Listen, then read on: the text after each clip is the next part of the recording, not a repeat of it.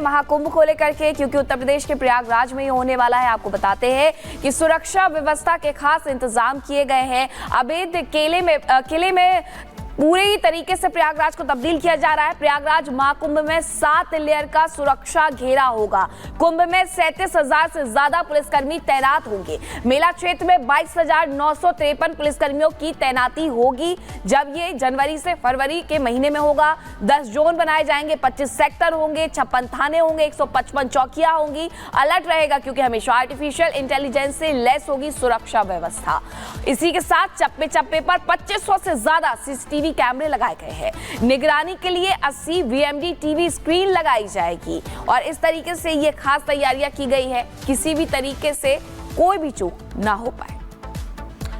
और अब खबर कानपुर से। कानपुर में एकता गुप्ता हत्याकांड को लेकर के वैसे ही पुलिस पर कई सवाल खड़े हो रहे थे और अब एक और जिम ट्रेनर पर आरोप लग रहे, एक लड़की से रेप करने के। लड़की और पूरे परिवार का क्या है आरोप और पुलिस पर क्या आरोप लग रहे हैं, आप इस रिपोर्ट को देखिए।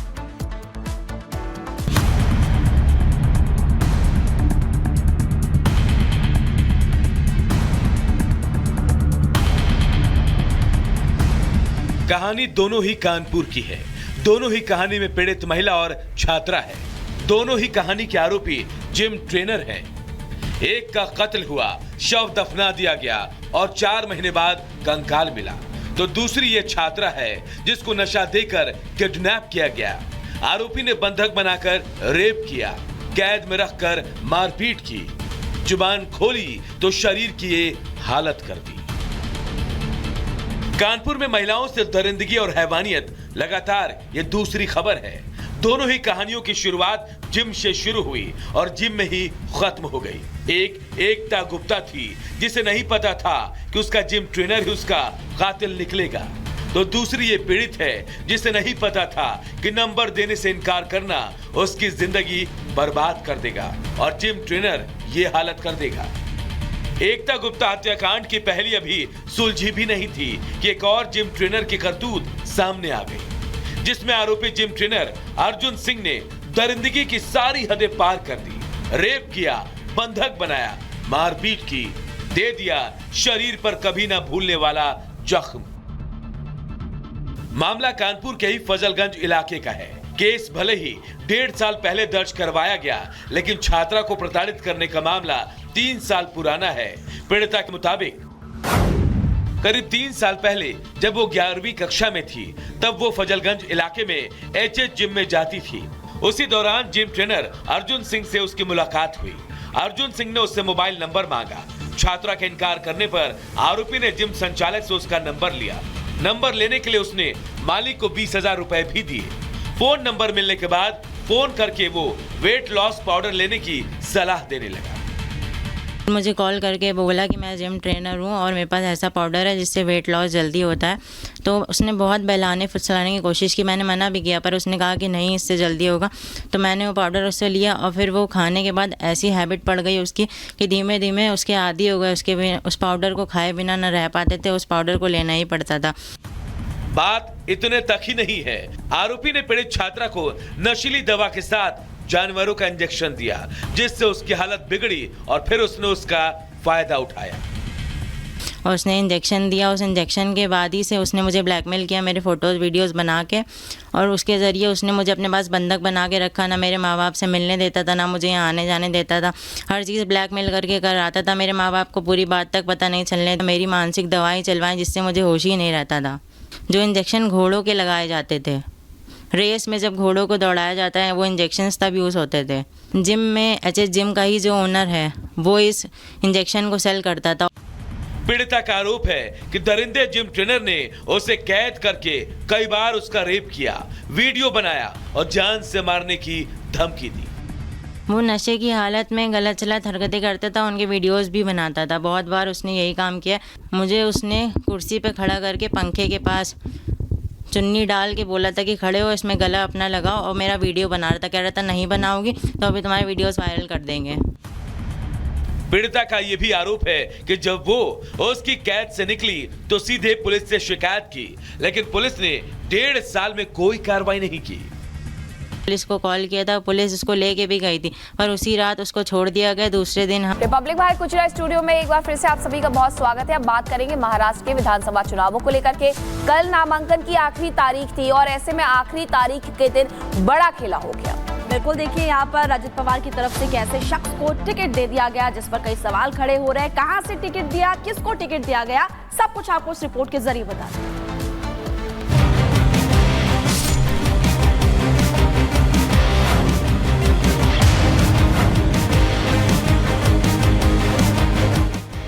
महाराष्ट्र में नामांकन के आखिरी दिन खेला हो गया। बीजेपी के प्रेशर को दरकिनार करते हुए अजीत पवार ने नवाब मलिक को मानखुर्द शिवाजी नगर से अपना प्रत्याशी बना दिया। अजीत पवार की सहयोगी बीजेपी लगातार नवाब मलिक का विरोध कर रही थी, क्योंकि महाविकास अघाड़ी सरकार में मंत्री रहे नवाब मलिक दाऊद इब्राहिम और दाऊद इब्राहिम से जुड़े लोगों से पैसे लेने के आरोप में जेल जा चुके हैं। इसी साल नवाब मलिक को इन आरोपों में जमानत मिली। जेल से आने के बाद नवाब मलिक ने शरद पवार को छोड़कर अजीत पवार का दामन थाम लिया था। अजीत पवार के साथ जाने पर नवाब मलिक को काफी आलोचनाओं का सामना भी करना पड़ा, लेकिन नवाब मलिक को ऐसा लगता था कि वो मानखुर्द शिवाजी नगर से जीत हासिल कर सकते हैं और उन्होंने मानखुर्द शिवाजी नगर से अपनी उम्मीदवारी का ऐलान कर दिया। हालांकि नवाब मलिक के इस स्टैंड के बाद मुंबई के बीजेपी अध्यक्ष आशीष शेलार का बयान सामने आया, जहां उन्होंने कहा कि वो किसी दाऊद समर्थक को उम्मीदवार नहीं बना सकते। भारतीय जनता पक्षाची भूमिका खूप स्पष्ट आहे।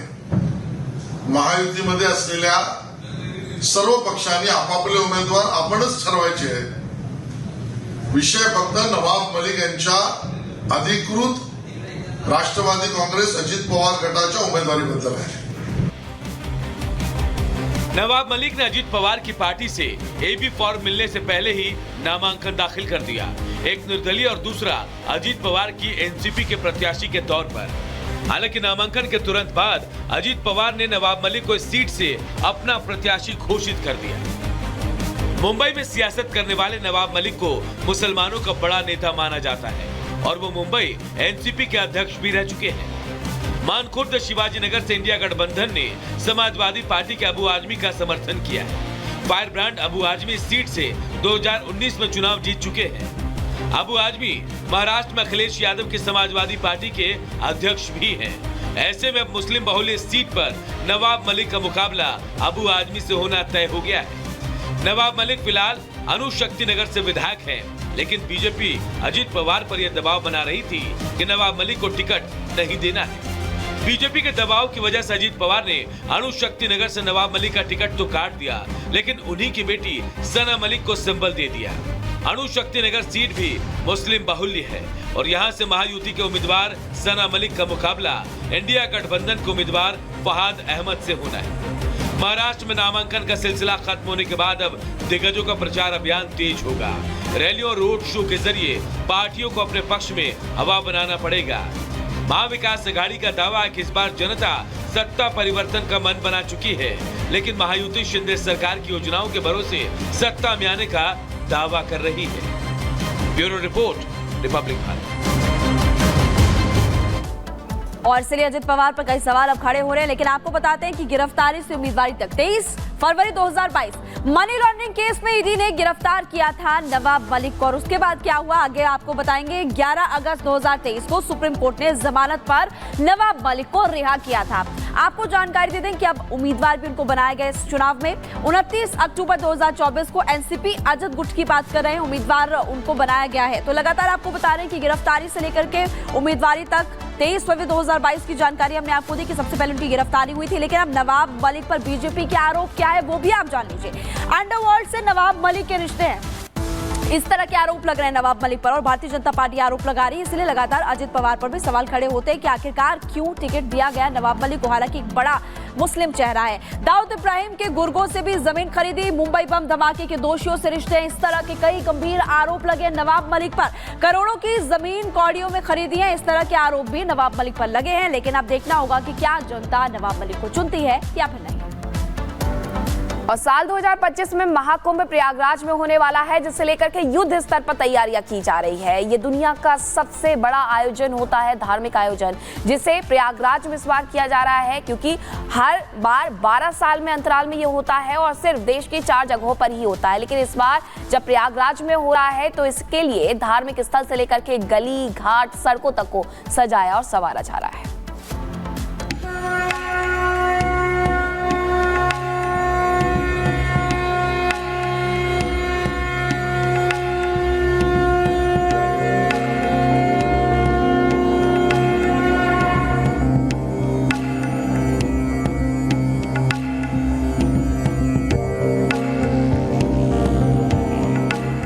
साल 2025 में होने वाले महा